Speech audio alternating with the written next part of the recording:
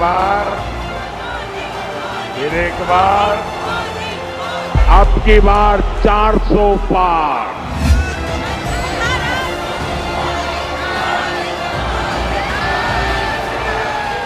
उत्तर प्रदेश तो खैर हमें भरपूर आशीर्वाद देगा ही देगा, कोई कमी नहीं रहने।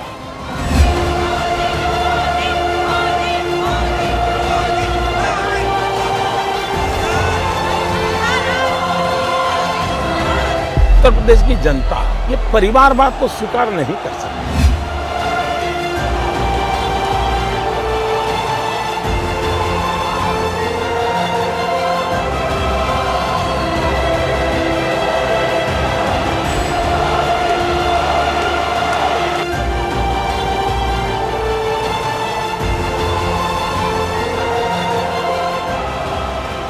भाजपा अपने सारे पुराने रिकॉर्ड तोड़ करके ज्यादा से ज्यादा सांसद के साथ आने वाली है।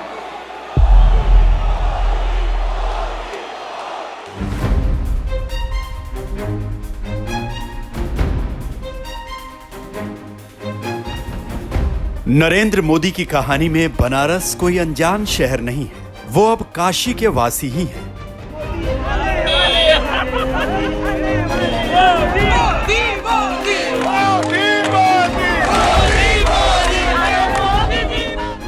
ईश्वर की शपथ लेता हूं कि मैं विधि द्वारा स्थापित भारत के संविधान के प्रति सच्ची श्रद्धा और निष्ठा रखूंगा। 2014 में जब बीजेपी ने मोदी को वाराणसी से अपना उम्मीदवार बनाया था तो नामांकन करते वक्त उनके मुंह से बरबस निकल पड़ा था कि मां गंगा ने उन्हें बुलाया है।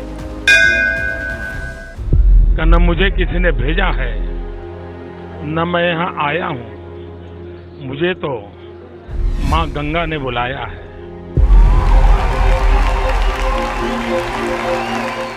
नरेंद्र मोदी अब कहते हैं कि वो 10 साल में बनारस की रंग में इतना डूब चुके हैं कि उन्हें लगता है कि मां गंगा ने उन्हें गोद ले लिया है।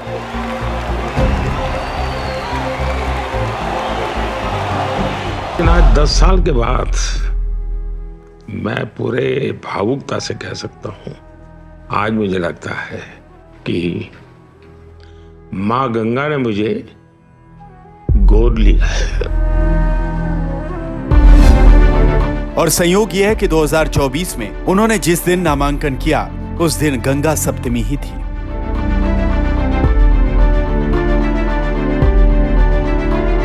दस साल का मेरा जो यहां से नाता रहा है, तो मेरी एक पुरानी दुनिया थी, उससे मुझे लिंक कर दिया। और फिर मैं एक बार गंगा की गोद में समा गया। मां गंगा ने गोद ले लिया है आपको, और इसलिए मैं हमेशा भाव रखता हूं कि मां गंगा ने मुझे गोद लिया है। बनारस शहर की अपनी अलग तासीर है और यहाँ के लोगों का प्यार पाने के लिए उनके जैसा बनना पड़ता है। नरेंद्र मोदी इस बात को बखूबी जानते हैं और इसीलिए वो बनारस आते ही बनारस के लोगों का दिल जीतने लग जाते हैं। प्रधानमंत्री बनने के फौरन बाद उन्होंने जयापुर गांव गोद लिया था, तो गांव की प्रधान का माइक ठीक करते हुए लोगों का दिल जीत लिया था।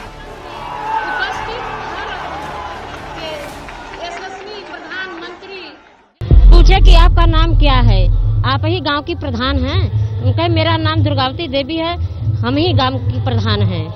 और क्या कुछ बात और क्या बोलते? और मंच पर जाकर के आप हमको पूछे, हम जब भाषण देकर खलियाए हुआ किए तब बोले कि आप बहुत अच्छा भाषण दी हैं, आप कितने तक पढ़ी हैं?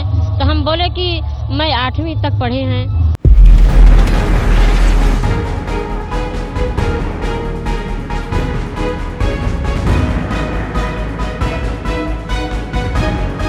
नरेंद्र मोदी की कहानी में बनारस अब रच बस गया है। वो कभी गंगा घाटों की सफाई पर अधिकारियों को अपने अंदाज में समझाते हैं कि गंगा घाट अब साफ रहने चाहिए।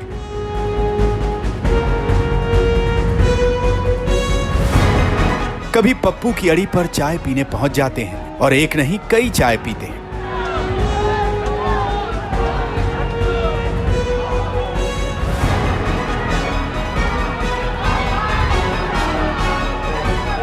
आगे खुल कर के हमारे प्रधानमंत्री में चाय पी ले। जब से प्रधानमंत्री से मिलल है तब से हमारे बात करने की मन नहीं करते। आए कार से उतरे, अपना बैठ के आराम से मनोज चाय पिलाओ।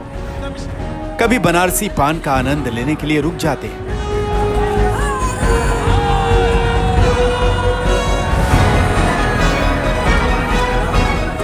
मोदी है, गरीब आदमी के दुकान में पान खाए और अपना बनारसी पान।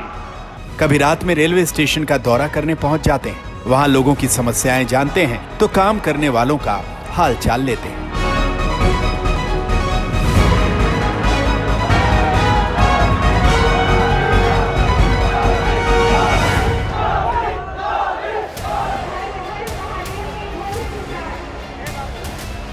काशी विश्वनाथ से तो उनका पुराना नाता है। मोदी 2014 में नामांकन से पहले जब वाराणसी आए तो सबसे पहले काशी विश्वनाथ मंदिर गए। उम्मीदवार बनने के बाद मोदी ने कहा था कि सोमनाथ की धरती से काशी विश्वनाथ की धरती पर आए हैं। बीते 10 साल में नरेंद्र मोदी ने कई बार काशी विश्वनाथ के दर्शन किए।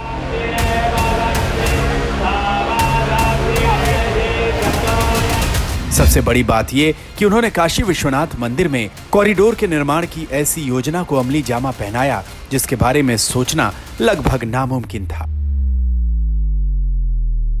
आज काशी में पुरातन और नूतन दोनों स्वरूपों के दर्शन एक साथ हो रहे हैं। मुझे देश विदेश में मिलने वाले लोग बताते हैं कि वो किस तरह विश्वनाथ धाम के पुनर्निर्माण से मंत्रमुग्ध है। नरेंद्र मोदी ने काशी तमिल संगमम शुरू किया, जिसे ऐसे प्रोजेक्ट के तौर पर देखा जा रहा है जो तमिलनाडु और वाराणसी के बीच प्राचीन संबंधों को न केवल जोड़े बल्कि उसे युवा पीढ़ी तक भी पहुंचाए।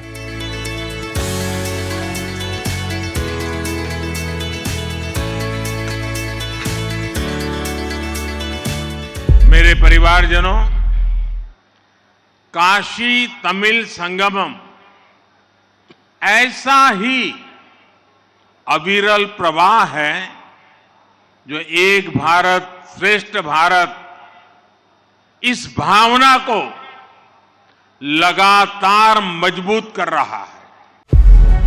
प्रधानमंत्री के रूप में नरेंद्र मोदी बीते 10 साल में 45 से ज्यादा बार वाराणसी आए हैं और यहाँ वो अलग अलग कार्यक्रमों में हिस्सा लेते दिखे। और इस दौरान वो जितने सहज दिखते हैं वो कई बार अपनी धुन में रहने वाले बनारसियों को भी चौंका देता है।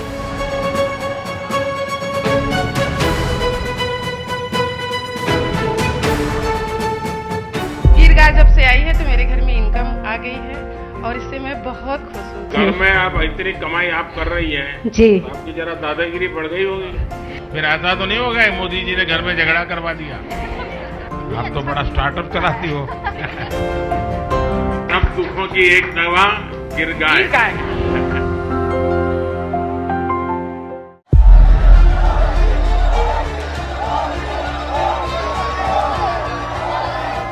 नरेंद्र मोदी ने वडोदरा को छोड़कर वाराणसी को अपना संसदीय क्षेत्र बनाया। उस वक्त इस बात के कई प्रतीकात्मक संदेश थे। नरेंद्र मोदी महादेव की पुरातन नगरी का प्रतिनिधित्व करके हिंदुत्व का तार छेड़े रखना चाहते थे। साथ ही यूपी के पूर्वांचल में एक बड़े शहर का सांसद बन उत्तर प्रदेश के लोगों से नया संपर्क बनाना चाहते थे। फिर काशी बिहार के भी नजदीक है, लेकिन सियासी जरूरतों से इतर नरेंद्र मोदी ने काशी को इसलिए चुना ताकि वो वहां विकास की नई गंगा बहा सके।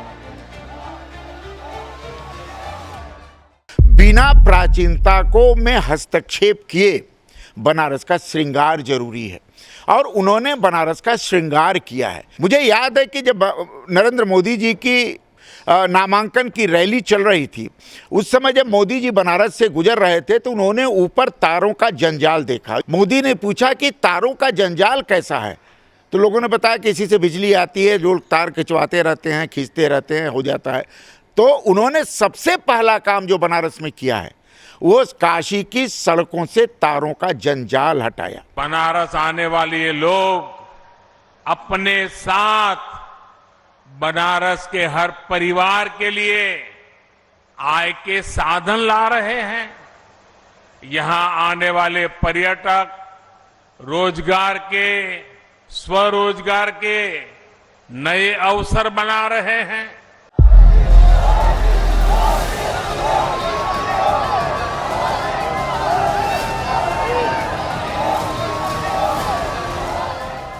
नरेंद्र मोदी के लिए निजी तौर पर 2024 का चुनाव कोई चुनौती नहीं है। 2014 में उन्होंने 2 सीटों पर चुनाव लड़ा था, लेकिन अब वो पुरानी बात है।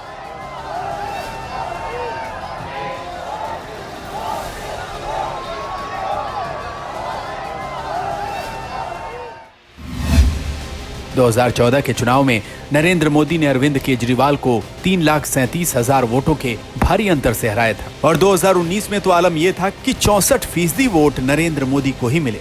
समाजवादी पार्टी की शालिनी यादव को 18% और कांग्रेस के अजय राय को 14% वोट मिले थे। इस बार समाजवादी पार्टी और कांग्रेस साथ में है, लेकिन वोट शेयर के लिहाज से दोनों दल मोदी को टक्कर नहीं देते दिखते।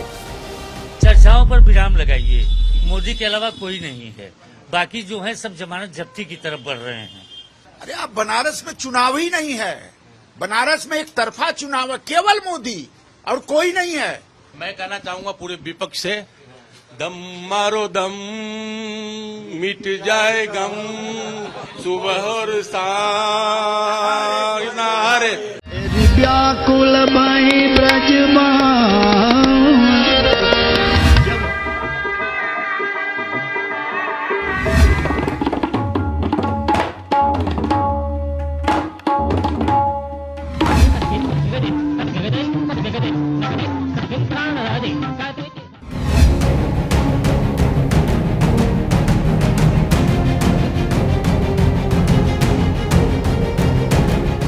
काशी से इतने सूरमा निकले हैं कि उनकी फहरिस्त बनाना मुमकिन नहीं, लेकिन इसमें कोई दो राय नहीं कि काशी के सियासी सूरमाओं में अब एक नया नाम मोदी का भी होगा, भले ही उनकी पैदाइश यहां की ना हो। आज तक ब्यूरो।